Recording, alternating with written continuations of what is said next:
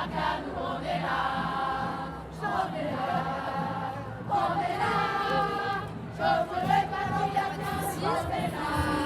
je m'appelle Ibtissem, j'ai 24 ans, je travaille dans la mode, dans le luxe à Paris. Je suis ici avec une pancarte Darmanin, violeur de l'intérieur, car aujourd'hui notre ministre de l'Intérieur, je ne sais pas si vous êtes au courant, est un violeur. Il est accusé par beaucoup de femmes pour harcèlement sexuel, harcèlement moral bien sûr, mais bon ça on passe dessus on va dire, et viol et agression sexuelle. Donc je pense que ça en dit gros sur du coup Macron et son gouvernement. Je vois pas comment aujourd'hui en 2022 notre ministre peut être violeur et c'est tout à fait normal. Macron a dit qu'il la regarde des yeux dans les yeux en lui demandant s'il avait vraiment violé et qui, parole d'homme, il le croit. C'est une honte de la France aujourd'hui que notre ministre est... parce qu'en plus c'est le représentant de la police. Donc la police essaie de nous protéger. Donc quel message ça envoie à toutes les femmes que être violeur aujourd'hui je suis pas ministre et c'est ok, c'est pas un problème. Donc c'est une honte et c'est un crachat à la gueule de toutes les femmes françaises aujourd'hui en 2022. Et voilà, du coup tout le monde est au courant mais personne ne fait rien. Donc Macron est complice, la France est complice, du coup ça veut dire qu'aujourd'hui c'est acceptable d'être violeur et d'avoir un poste aussi important. Voilà.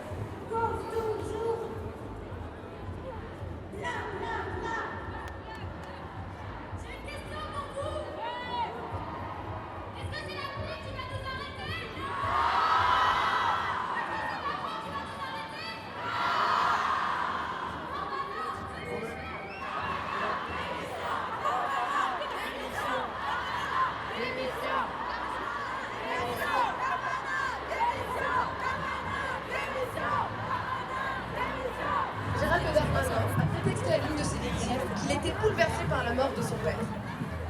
Déjà très étrange, c'est comme si un jour moi je mettais un doigt dans une chatte en disant excuse-moi j'ai perdu mon doudou. Et il se trouve que son père est mort, 10 ans après les faits. Dommage Gérald, petit ange parti trop tard.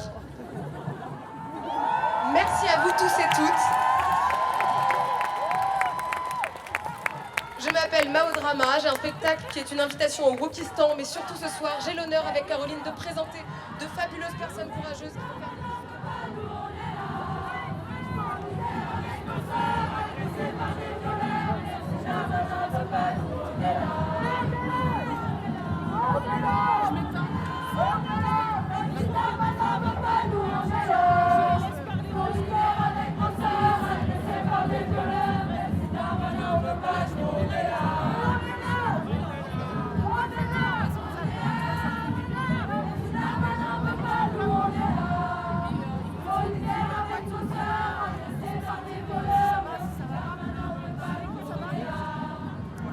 SOS Homophobie, c'est une association féministe de lutte contre les LGBTI-phobies. Et donc on a 3 principales missions: sensibiliser contre les discriminations, soutenir les victimes et militer pour l'égalité des droits. On est là parce que violence sexiste et sexuelle, ça touche toutes les femmes, quelle que soit leur orientation sexuelle ou leur identité de genre. Donc voilà, c'est important qu'on soit là. Et puis le sexisme est à la base aussi des LGBTI-phobies. Et si on ne lutte pas contre le sexisme, il continuera à y avoir des LGBTI-phobies. Donc pour nous, c'est important d'être là. Important de rappeler que les femmes lesbiennes, bi et trans sont très touchées par le sexisme et les LGBTI-phobies. Voilà, très touchées. Et donc voilà, on est vraiment là pour réclamer aussi la mise en place de plus de moyens, de plus de sensibilisation, qu'il n'y ait plus de débat transphobe ou sexiste à la télé, qu'il n'y ait plus, voilà, qu'il y ait vraiment une prise de conscience collective de l'importance de ces luttes contre le sexisme et les violences sexistes et sexuelles. Voilà. On est des individus non binaires, donc minoritaires dans cette société et artistes dans la vie. Et on vient ici comme tous les jours, peu importe où on se déplace, c'est une résistance et une lutte tous les jours. Donc là on vient parce qu'il y a du nombre et il y a une pancarte, mais la pancarte on la porte sur la tête tous les jours. Donc voilà, c'est juste que là on met en mots Mascu, on t'adelph, c'est un slogan qui reprend ce qui est dit beaucoup par le foot, avec notamment des insultes sexistes ou homophobes. Donc là l'idée c'est aussi de politiquement pouvoir renverser la vapeur et s'approprier des slogans voilà, pour les retourner. Et donc on boycotte bien entendu les Jeux Olympiques au Qatar. Et puis politiquement aussi, voilà, on est contre les fascistes, contre les guerres qui se passent actuellement, contre la grande guerre qui s'agit de tuer donc, les AFAB et les femmes. Voilà. Fascistes, lepénistes, poutinistes, hors du Gouinistan. La journée du souvenir est l'occasion de redonner la dignité aux mortes de la transphobie. Cette date est celle de la justice par la communauté, de la force du collectif, pour redonner respect, mais aussi créer des discours réalistes sur un phénomène social qui subit encore une double peine. Depuis 1999 et la mise en place de cette journée, notre communauté se mobilise face à la conscience que, pour nous, la justice n'existe pas. Plus qu'un décompte des personnes mortes à cause de leur identité trans, il s'agit d'un travail journalistique, statistique et social. Contacter les médias, les familles, les autorités, redonner leur nom à ces victimes, leur assurer, au moins dans la mort, une dignité et un respect, après que nos identités aient été ignorées ou même moquées. Moquées quand la police vient constater nos morts, que des familles choisissent de nous enterrer avec un mauvais prénom après nous avoir renié toutes nos vies, quand les médias décident de nous présenter comme des hommes en robe.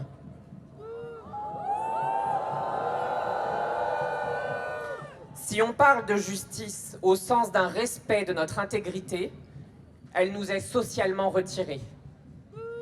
Cette année, c'est 400 personnes qui ont été décomptées. Cela peut sembler peu, mais il ne s'agit que des personnes dont les morts ont été rapportées aux autorités, en pleine conscience de leur transidentité. Bref, la pointe de l'iceberg. À Reims, on a égorgé une des nôtres. En France, la plus jeune victime connue avait 15 ans.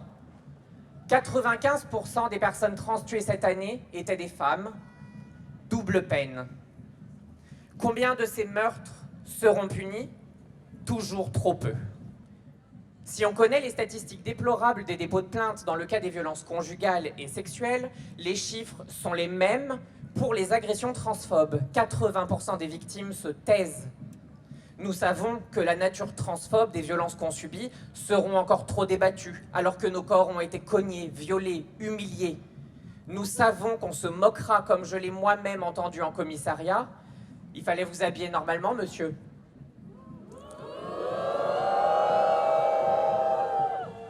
Nous avons conscience qu'aucune vraie réponse, aucun vrai outil ne peut répondre à ce qu'on subit. Alors si on parle d'une justice institutionnelle, ici encore, elle n'existe pas. Pire, on retourne la culpabilité contre nous, comme ce fut le cas pour Nana, punie pour s'être défendue contre un groupe d'hommes qui ont fini par la jeter par-dessus un parapet d'une hauteur de 5 mètres. Une impunité superposée à l'incompréhension et aux préjugés. Tout ça a des conséquences. Toujours plus d'agressions transphobes en France, 28% de hausse en 2022. Mais aussi l'isolement social, la précarité, une santé mentale toujours plus fragile.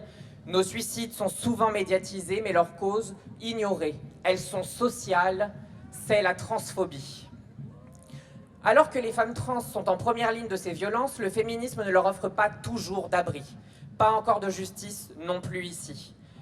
Les refuges pour victimes de violences sexuelles ne veulent pas de nous. Un tiers de celles qui osent s'y présenter sont rejetées. Pire, la transphobie s'y étend aussi, puisque 55% d'entre nous y subissent des agressions et même des violences sexuelles. Qu'est-ce qui justifie ces traitements? Pourquoi la sororité s'arrête à des hashtags et des slogans virtuels? Toujours des préjugés. Nous, on serait vulgaires, nous, on serait hypersexuels, en demande d'attention. Nous, pour beaucoup d'entre vous, on est encore trop souvent des mauvaises victimes. Alors, c'est la communauté qui essaye. Communauté, ce mot, il est politiquement diabolisé dans notre pays, alors que pour nous, c'est la seule bouée qui existe. Seules les associations trans rétablissent une justice précaire. Quand le monde du travail ne veut pas de nous, ce sont elles qui accompagnent les travailleuses du sexe. Quand la précarité nous expose aux pandémies du sida ou du Covid, ce sont elles qui dépistent et éduquent. Quand un quart des adultes trans ne mangent pas à leur faim, elles distribuent des vivres.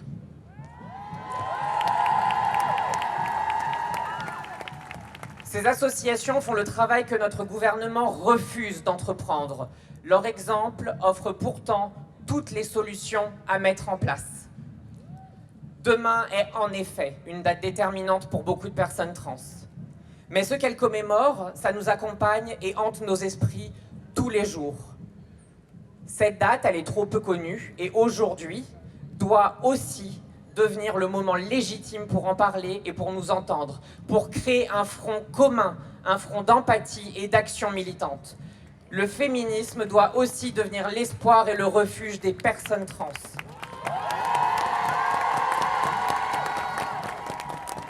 Mêmes agresseurs, même douleur, solidarité sans condition.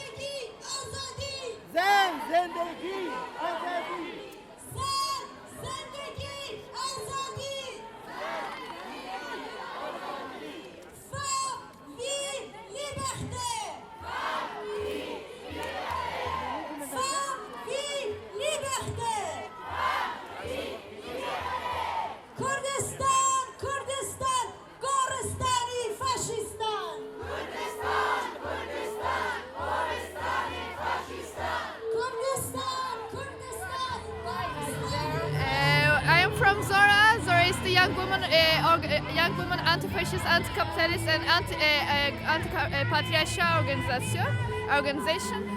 We are organized in Europe, Germany, France, Switzerland, and right now in London. And we are here today to, against the violence against women, against the LGBT, and against every people. Their violence become from patriarchy and this capital, this system, and because of that we are today here. On pancart we write we are against the violence and against the violence from the system. The women are resistant.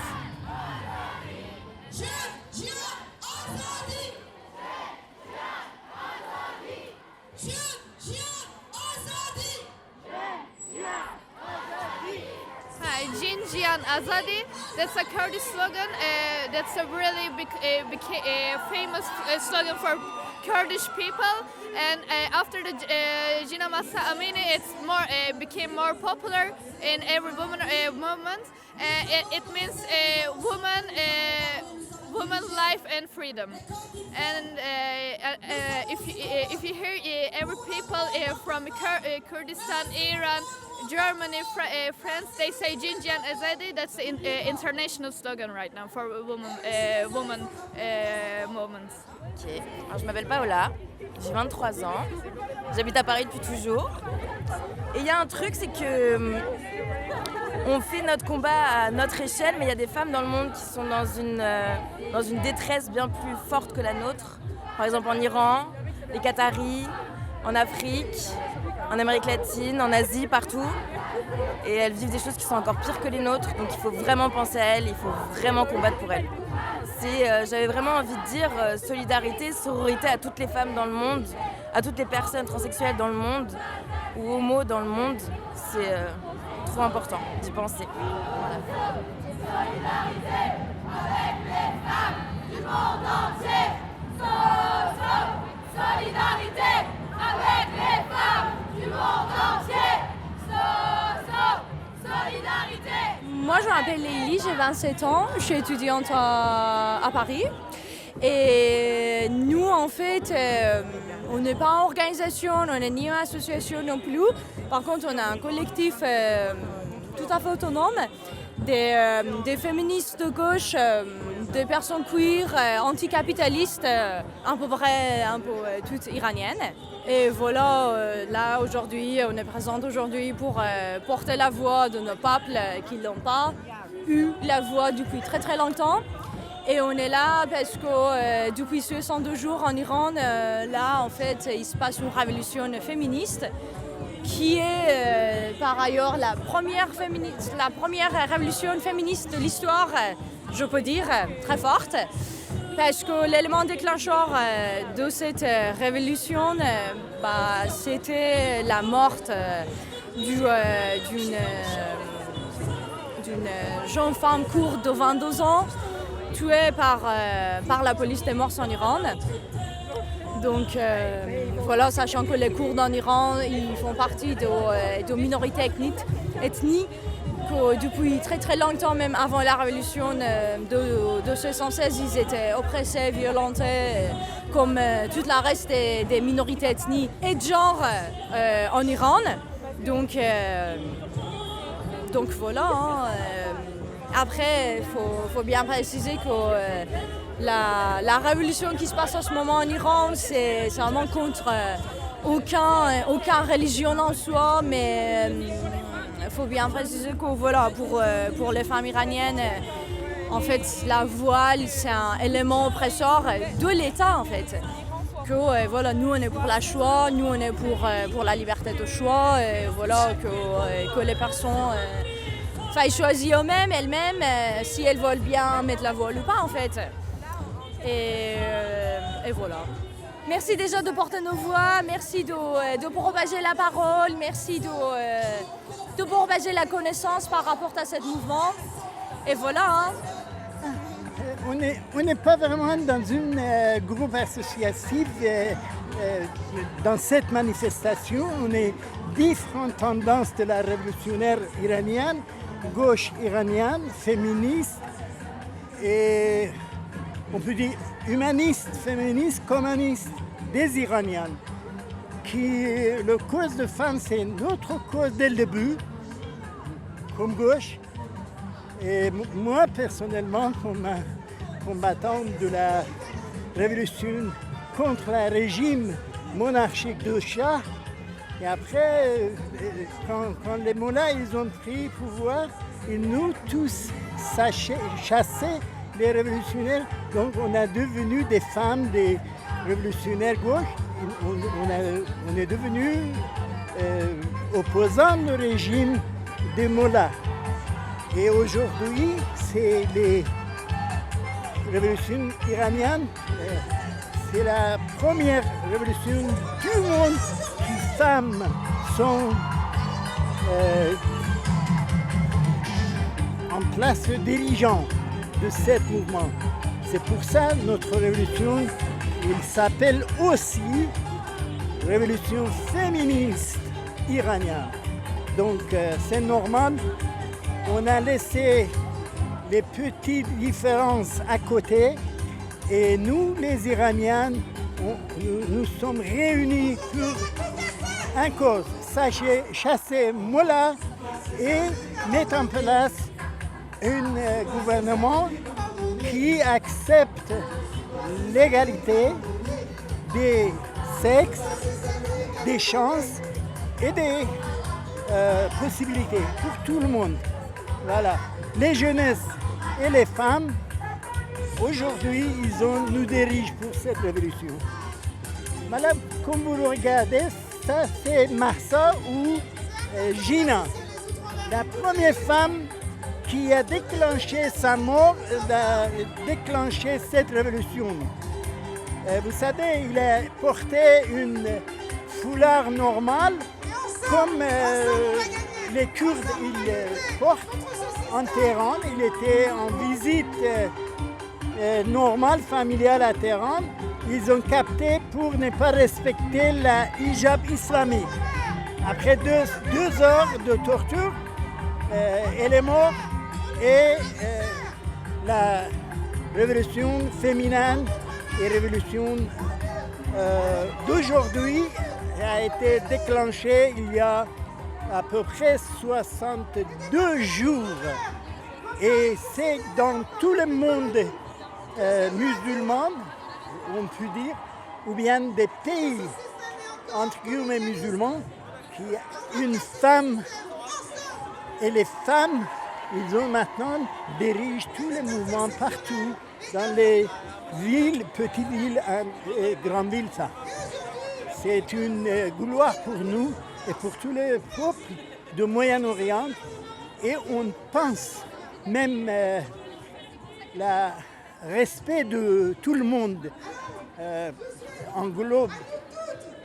Ça signifie quelque chose. Iranien va entrer dans l'histoire encore une fois, mais cette fois avec le drapeau féministe. C'est ça qui est important, il faut tout le monde savoir. Voilà. Depuis de l'assassinat de Gina, ça fait 2 mois, chaque jour, chaque nuit, il y a énormément de femmes qui sont dans plus de 158 chaque jour dans la rue pour dénoncer le patriarcat, contre la dictature, contre la domination masculine.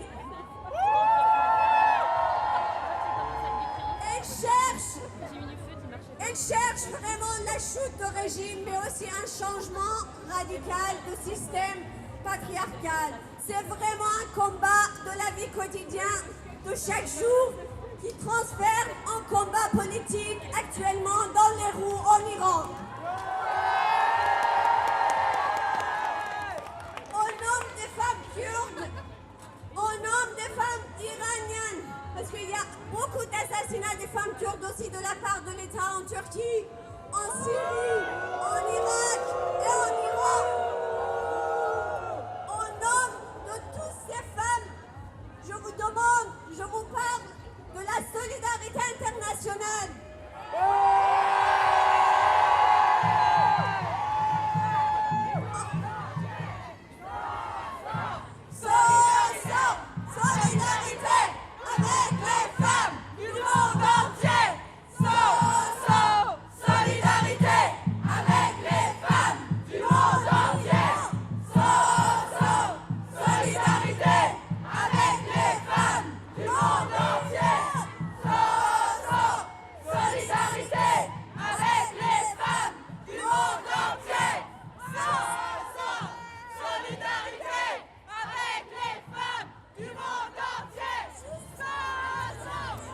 Notre collectif s'appelle Alerta Feminista. C'est composé de femmes de l'Amérique latine dans la grande majorité. Il y a quelques personnes de l'Europe. Et du coup, ce qui nous rejoint, c'est le fait d'être femmes migrantes ici en France. Donc les revendications qu'on porte, c'est dans les violences qu'on subit dans cet croisement. Et on fait partie aussi de la communauté LGBT et on se définit comme anticapitaliste, antiraciste aussi. Et donc on fonctionne depuis 2016 et on essaye de s'organiser. Donc notre collectif, c'est un peu un endroit où on essaye de faire un peu notre espace, un petit refuge pour pouvoir parler notre langue maternelle. On est de différents pays de l'Amérique latine. Et donc on essaie de faire les différentes activités pour nous, pour partager entre nous, mais aussi des événements, beaucoup de manifestations. On a lutté pas mal pour les droits à l'avortement et on a porté un peu essayé de porter un peu la lutte de l'Amérique latine pour les droits à l'avortement. Et puis on fait des cercles de lecture, des projections, des événements comme ça. Et puis voilà, on est là. On est là et on essaye de soutenir et de continuer, même si c'est dur pour nous, parce qu'en tant que migrante, parfois déjà avec tout ce qui est administration, pouvoir trouver des logements en France, travailler, étudier, être mère, c'est pas évident d'avoir une militance soutenue au long terme. Mais voilà, on est là. Et, donc on a rejoint ce mouvement qui est assez grand, mais nous on fait appel aussi à manifester le 25 novembre même, c'est le vendredi prochain à Montreuil à 19h. Et on va rejoindre des autres collectifs là-bas aussi qui portent aussi des revendications, notamment pour défendre aussi les droits des travailleurs, travailleuses du sexe, entre autres revendications. Je pense que j'ai dit pas mal de choses déjà et certainement j'ai oublié pas mal de choses aussi. Mais voilà, en tout cas, merci pour l'intérêt. Et puis, lâchez rien, en fait, c'est ça. Parce que nous, on voit comment en Amérique latine, la lutte féministe a avancé énormément dans les dernières années. Mais pourtant, on voit qu'ailleurs dans le monde, on est dans le sens inverse. Donc, il faut rester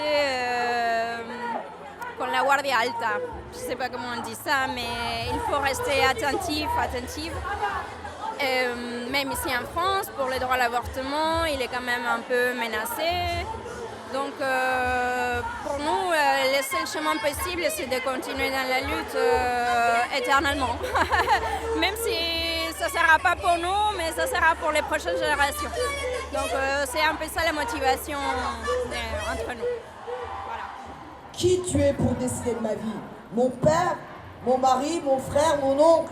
Je ne connais personne quand il faut que je décide de ma vie. Voilà ce qu'elle disait, c'est une femme kurde qui dit ça.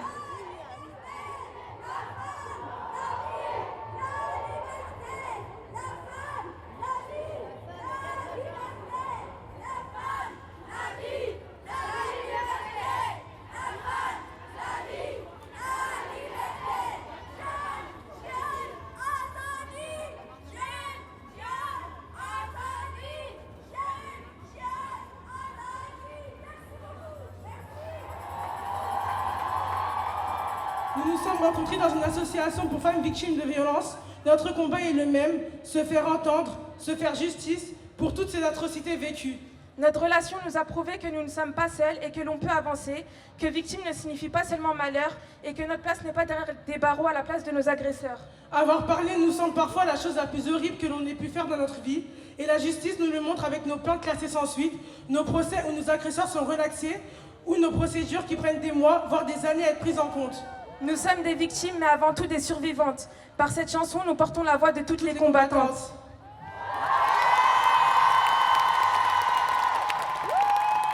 Merci. Merci.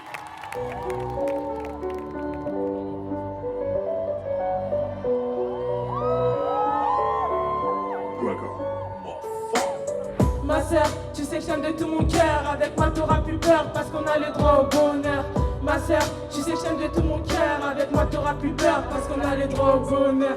Ma sœur, tu sais que j'aime de tout mon cœur. Avec moi t'auras plus peur parce qu'on a le droit au bonheur.